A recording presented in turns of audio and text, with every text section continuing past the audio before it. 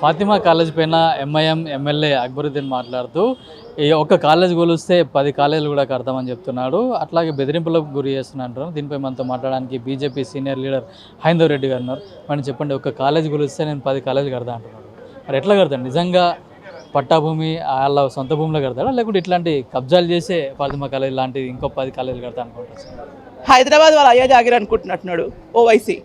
ఒకప్పుడు ఉండేనేమో రజాకార్ల కాలం, కానీ ఇవాళ ప్రత్యక్షంగా చూడాల్సి వస్తున్న పరిస్థితి వస్తుంది. ఎందుకంటే ఇవాళ కాంగ్రెస్ పార్టీ యొక్క సహకారంతోన ఎంఐఎం పార్టీ రెచ్చిపోతుంది. ఇక్కడ మీకు అంత ధైర్యం ఎడికెళ్ళి వచ్చింది? అదే భారతీయ జనతా పార్టీ నుంచి ఒక స్టేట్మెంట్ ఏదైనా ఇస్తే ఇలాంటివి ఈ పార్టీకి తెలంగాణ మొత్తం కూడా వీళ్ళు అగ్నిగోళం చేసేటోళ్ళు.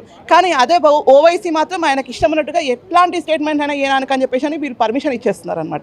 అంటే ఇంక్లూడింగ్ ఇల్లీగల్ కన్స్ట్రక్షన్స్ చేసుకోండి, మీరు పిల్లలకు వితౌట్ పర్మిషన్ లేకుండా మీ యొక్క కాలేజీలను రన్ చేసుకోండి, స్కూళ్ళను రన్ చేసుకోండి, మీరు ఇక్కడ ఉన్నటువంటి పిల్లలను తీసుకుపోయి వేరే స్కూళ్ళలో ఎగ్జామ్స్ రాపియండి, మాకేం పర్వాలేదు, కానీ మాకు మా ఓట్లు మాత్రమే ముఖ్యం, మా యొక్క ఎవరైతే మైనారిటీలు ఉన్నారో వాళ్ళ యొక్క ఓట్లు మాత్రమే మాకు ముఖ్యమైన ఒక ధోరణిలో ఇవాళ కాంగ్రెస్ పార్టీ మొన్న జూబ్లీహిల్స్ ఎన్నికల్లో కూడా ఎంఐఎం సపోర్ట్ తీసుకున్నారు. అదే ఎలక్షన్ ప్రచారంలో కూడా కాంగ్రెస్ అంటే ముస్లిం అంటే కాంగ్రెస్ అని చెప్పి స్వయంగా సీఎం చెప్పారు. అంటే ఆ అండదండలతోటి ఇప్పుడు ఇట్లాంటి వ్యాఖ్యలు చేశారు.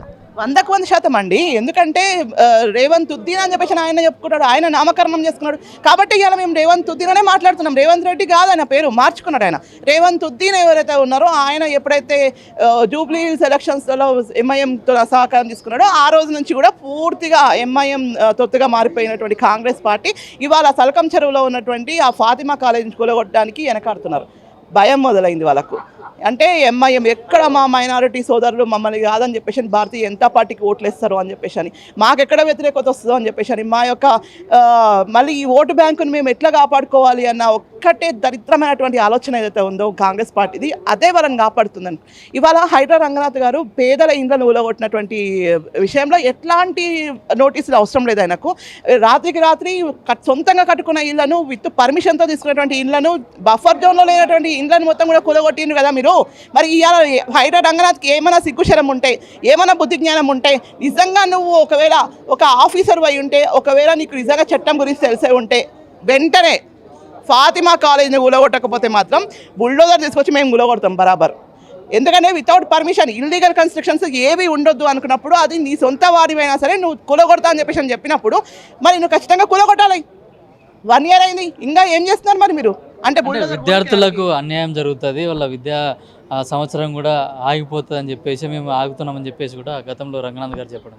ఎన్ని అకాడమిక్ ఇయర్లు ఆగుతారు? పోయినసారి అదే మాట చెప్పారు, ఇవాళ కూడా అదే మాట చెప్తారా మీరు? మరి ఇవాళ కూడా అదే మాట చెప్తున్నాం మేమనంటే రంగనాథ్ గారు ఈ యొక్క పార్టీ ఈ యొక్క పోస్ట్కి ఆయన అర్హుడు కాదు, వెంటనే రాజీనామా చేయాలి. ఆయన ముందు రాజీనామా ఇచ్చి నేను చేయలేను, నాకు చేత కాదు, నేను ఓవైసీ మీద కానీ లేకపోతే వాళ్ళ అన్నదమ్ముల మీద నేను పోటీ చేయలేను, నేను వాళ్ళను అంటే వాళ్ళని ఎదుర్కొని నేను నిలబడలేను అని చెప్పేసి ఒక్కటే ఒక స్టేట్మెంట్ ఇచ్చి తప్పుకోండి మీరు ఆ బాధ్యత నుంచి. అవసరం లేదు ఇట్లాంటి చేత కానీ దద్దమ్మ ప్రభుత్వంలో, ఇట్లాంటి చేత కానీ అధికారుల పాలనలో తెలంగాణ ప్రజలు ఉండాల్సినటువంటి అవసరం లేదు.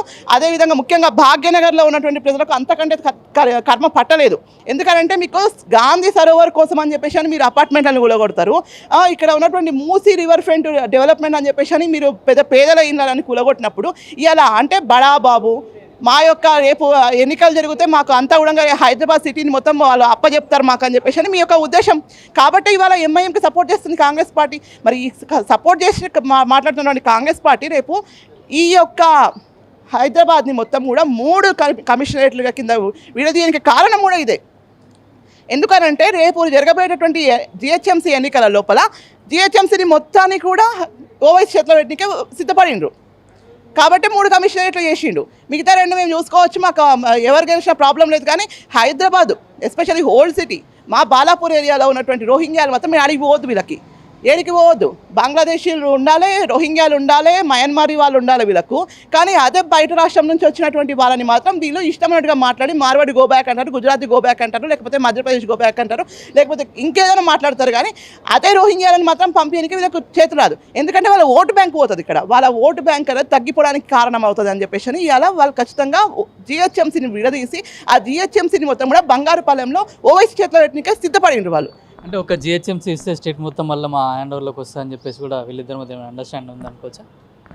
జిహెచ్ఎంసీకి స్టేట్ మొత్తం అంటే ఇప్పుడు హ్యాండ్ ఓవర్లు ఎక్కడ ఉందండి వీళ్ళ చేతిలో? మాకున్నారు 8 మంది ఎంపీలు ఉన్నారు, మా దగ్గర 3 ఎమ్మెల్సీలు ఉన్నారు. మరి వీళ్ళ చేతిలో ఉన్నట్టు ఎట్లా అనుకుంటాం మనము? మా దగ్గర 8 మంది ఎంపీలు ఉన్నారు, ఎమ్మెల్యేలు ఉన్నారు. మరి ఉన్నంత మాత్రం రాష్ట్రంలో అధికారంలో ఉన్నంత మాత్రం రాష్ట్రం మొత్తం నీ చేతిలో ఉన్నట్టు కాదు. అప్పుడు మొత్తం కూడా 36 జిల్లాలు మొత్తం వీళ్ళ చేతిలోనే ఉండాలి ఆ లెక్కన. అంటే ఇప్పుడు ఒక జిహెచ్ఎంసీ కమిషనరేట్ వీళ్ళకి ఇచ్చేస్తే స్టేట్లో ఉన్న ముస్లింలందరూ మాకు ఓట్లు వేస్తారు, మళ్ళీ మేము అధికారంలోకి వస్తారనే ఒక ఆలోచనతోటి ఇదంతా చేస్తారు అనుకోవచ్చు. వాళ్ళ ఉద్దేశం ఏదైనా ఉండొచ్చు, కానీ ఉన్నటువంటి ఈ యొక్క కమిషనరేట్ అంటే జిహెచ్ఎంసీలో ఉన్నటువంటి ముస్లిమ్స్ ఓటేస్తే మిగతా ముస్లిమ్స్ అందరూ కూడా ఇక్కడే వచ్చి ఓటేస్తారు అనుకుంటే అది మూర్ఖత్వం. వాస్తవాన్ని చెప్పాలంటే అట్లా అనుకుంటే కరీంనగర్లో ఉన్నటువంటి ముస్లింలందరూ కూడా మీకే ఓటేసి ఉండాలి లెక్కన. మరి ఇప్పుడు వేరే దగ్గర కాంగ్రెస్ పార్టీ కాకుండా వేరే పార్టీలు, ఇతర పార్టీలు బీజేపీ కానివ్వండి లేకుంటే బీఆర్ఎస్ గెలిచిన దగ్గర ముస్లిమ్స్ అందరూ కూడా మరి మీకే ఓట్లు వేయాలి కదా మా లెక్కన. మరి హైదరాబాద్లో ఉన్న ముస్లిమ్స్ అందరూ మీకే ఓట్లు వేస్తుంది అని చెప్పి మీరు ఎట్లా అనుకుంటున్నారు అసలుకి? భారతీయ జనతా పార్టీగా ఇవాళ మేము ఒకటే చెప్తున్నాం, అక్రమ కట్టడాలను ఏదైతే మీరు హైడ్రాను మీరు ఎందుకు స్టార్ట్ చేసిండ్రు? అక్రమ కట్టడాలను తొలగించడానికి, మూసీ రివర్ ఫ్రంట్ని డెవలప్ చేయడానికి, బఫర్ జోన్లో ఏమైనా ఉంటే వాటిని తీసేయడానికి అని చెప్పేసి మీరు ప్లాన్ చేసిండ్రు. మరి ఆ విషయంలో ఫాతిమా కాలేజీ సరకం చెరువు మధ్యలో కట్టిరు, మరి దాన్ని ఎప్పుడు కూలగొడుతున్నారని చెప్పేసి మా ప్రశ్న. చివరికి హైకోర్టు కూడా ఈ విషయం పైన అడుగుతా కూడా మీరు ఇవాళ వరకు హైడ్రా రంగనాథ్ గారు ఒక్క విషయం పైన కూడా స్టేట్మెంట్ ఇవ్వలేదు ఈ విషయం పైన.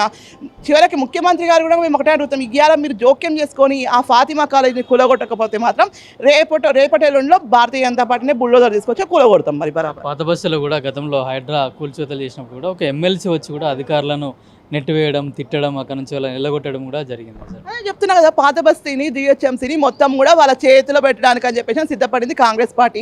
ఈ కాంగ్రెస్ పార్టీ యొక్క నీచ రాజకీయాలు ఏవైతే ఉన్నాయో మైనారిటీ ఓట్ల కోసం వీళ్ళు ఎంతకైనా దిగజారడానికి సిద్ధంగా ఉన్నారు. గతంలో కూడా చూసినాము, వాళ్ళ నాయనమ్మ చేసింది అదే పని, వాళ్ళ తాత చేసింది అదే పని, వాళ్ళ ముత్తాత చేసింది అదే పని. ఇవాళ రాహుల్ గాంధీ నేతృత్వంలో రేవంత్ రెడ్డి కూడా అదే పని చేస్తున్నాడు. రేవంత్ రెడ్డి అరాచకాలకు అడ్డు లేకుండా పోతుంది. మరి ఇవాళ హైడ్రా రంగనాథ్ గారు మరి ఎందుకు స్పందిస్తలేరు అన్నది మా యొక్క ప్రశ్న. మరి దానిపైన పొన్నం ప్రభాకర్ మాట్లాడతారా లేకపోతే చివరికి సీఎం గారే మాట్లాడతారా అన్నది వాళ్ళు నిర్ణయించుకొని చెప్పాలి. లేదు అని అంటే మాత్రం ఈ యొక్క ప్రశ్నలు ఇక్కడనే ఆగవు. ఈ రోజు నుంచి మేము ప్రతిరోజు ఫాతిమా కాలేజ్ గురించి గుర్తు చేస్తూనే ఉంటాం, వాళ్ళకి ప్రతిరోజు రిమైండింగ్ జరుగుతూనే ఉంటుంది. మీరు ఇక్కడ మొత్తం ఫాతిమా కాలేజీని కూలగొట్టి ఇక్కడ ఉన్నటువంటి అక్రమ చొరబాటుదారులందరినీ కూడా మీరు బంగ్లాదేశ్, మయన్మార్ వాళ్ళందరినీ కూడా బయటికి పంపించే అంతవరకు కూడా ప్రతిరోజు ప్రతి నిమిషము కాంగ్రెస్ పార్టీకి, భారతీయ జనతా పార్టీ కార్యకర్తలుగా మేము గుర్తు చేస్తూనే ఉంటాం. అంటే ఇప్పుడు ఎస్ఐఆర్ ప్రక్రియ కూడా జరుగుతుంది. కొన్ని ఏరియాలలో ఒక ఫంక్షన్ హాల్ ఏర్పాటు చేసి కూడా దాంట్లోనే ఫామ్లు ఇస్తున్నారు, ఒక పార్టీ వాళ్ళు కూడా ఫామ్లు నింపిస్తున్నారని చెప్పేసి కూడా బయట ప్రచారంలో ఉంది. ఎస్ఐఆర్ పారదర్శకంగా జరుగుతలేదు అని చెప్పేసి అని మొదటి నుంచి భారతీయ జనతా పార్టీ చెప్తుంది. ఎందుకంటే మేము గ్రౌండ్లో చూస్తున్నాం పరిస్థితి ఏంటిది అన్నది. కొన్ని దగ్గరలో మాత్రం ప్రాపర్గా జరుగుతూ ఉంటే కొన్ని దగ్గరలో మాత్రం జరుగుతలేదు. ఈ విషయంలో ముఖ్యంగా మైనారిటీలు ఎక్కువగా ఉన్నటువంటి ఏరియాలో అస్సలకి జరగడం లేదు. ఎందుకంటే వాళ్ళ ఓటు బ్యాంకును వాళ్ళు కాపాడుకోవడానికి అని చెప్పేసి అని వాళ్ళు చేసినటువంటి ఈ యొక్క పని ఏదైతే ఉందో దీన్ని కేంద్రం కూడా గమనిస్తుంది ఖచ్చితంగా. మేము ఇక్కడ ఉన్నటువంటి భారతీయ జనతా పార్టీ రాష్ట్ర నాయకత్వం కూడా గమనిస్తుంది. దానిపైన ఖచ్చితంగా మేము రేపో మాపో మాత్రం ఈ విషయం పైన కూడా మేము 100% మేము ఈసీ కన్నా కంప్లైంట్ చేస్తాం, లేకపోతే ఇంకేదైనా చేయడానికి ప్రయత్నం చేస్తాం. కానీ ఎస్ఐఆర్ పారదర్శకంగా జరిగితే మాత్రమే ఇక్కడ తెలంగాణలో అన్ని రాజకీయ పార్టీలు కలిసి పనిచేస్తేనే ఎస్ఐఆర్ జరుగుతుంది. లేదు ఇదేదో కేంద్ర ప్రభుత్వం ఇచ్చింది కాబట్టి భారతీయ జనతా పార్టీ కార్యకర్తలు పనిచేస్తే కాదు ఇది. ఎందుకంటే ఏ ఎన్నిక జరగాలన్నా కూడా పారదర్శకంగా ఎన్నికలు జరగాలి అని అంటే స్పెషల్ ఇంటెన్సివ్ రివిజన్ అనేది ముఖ్యమైనటువంటి అంశము. ఈ యొక్క స్పెషల్ ఇంటెన్సివ్ రివిజన్ కాకపోతే మాత్రం తర్వాత జరిగేటటువంటి పరిణామాలకు పాలకపక్షమే బాధ్యత వహించాల్సినటువంటి అవసరం వస్తుంది. అంటే బీజేపీ వాళ్ళు కావాలని కొన్ని ఓట్లు తొలగిస్తున్నారని చెప్పేసి కూడా చెప్తా ఉన్నారు. అవగాహన లేని మాటలు, ఎస్ఐఆర్ అంటే తెలియని విషయాలు, తెలియని వాళ్ళు ఇట్లాంటి పరికిమాల మాటలు మాట్లాడతారు. ఎవ్వరికి ఇక్కడ తొలగించేటటువంటి అవసరం లేదు, తొలగించేటటువంటి ఆస్కారమే లేదు. ఎందుకనంటే మనకి ఇచ్చేటటువంటి ఎన్యూమరేషన్ ఫామ్లోనే మనకు ఒక కోడ్తోనే వస్తుంది, మనకు సపరేట్ కోడ్ ఉంది.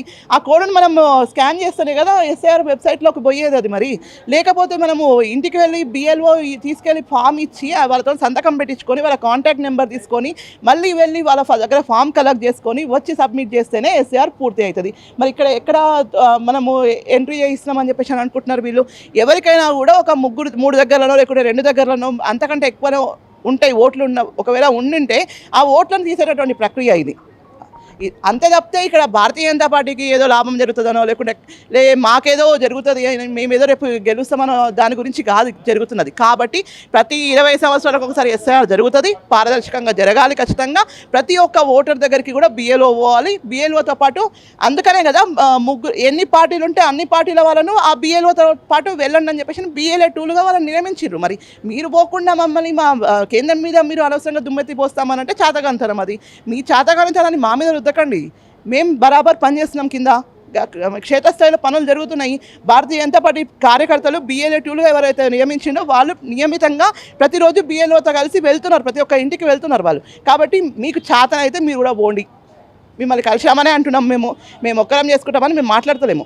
కాబట్టి మీకు చాతనైతే మీరు కూడా రండి, మీరు టైం ఇవ్వండి. మీ యొక్క ఓట్లు సపోజ్ మీరేదో మా ఓట్లు పోతున్నాయి అనుకుంటున్నారు కదా, మీ ఓట్లు కూడా మీరు ఓకుండా కాపాడుకోవాలంటే మీరు ఖచ్చితంగా రావాలి మరి ఆ విషయం పైన. కాబట్టి క్షేత్రస్థాయిలో తిరగండి, మీ పని మీరు చేయండి. మా పని మేము చేస్తున్నాము, మమ్మల్ని డిస్టర్బ్ చేస్తే మాత్రం మీకు మాత్రం పరిణామాలు తీవ్రంగా ఉంటాయి. అయితే ఫాతిమా కాలేజ్ పైన కూడా మేము ప్రతిరోజు ముఖ్యమంత్రి కానీ ప్రభుత్వాన్ని కానీ మేము రేపు ప్రతిరోజు గుర్తు చేస్తాము. కేవలం పేదలపైన మీ ప్రతాపం కాదు, ఇట్లాంటి పెద్దలు కూడా ఎవరైతే అక్రమంగా నిర్మించిన భవనాలు ఉన్నాయో వాటన్నిటిని కూడా ఎట్టి పరిస్థితుల్లో కూడా కూల్చాల్సిందని చెప్పి బీజేపీ నేతలు అయితే డిమాండ్ చేస్తూ ఉన్నారు. కెమెరామెన్ మోహిత్తో కిరణ్ కుమార్, పల్లవి టీవీ, హైదరాబాద్.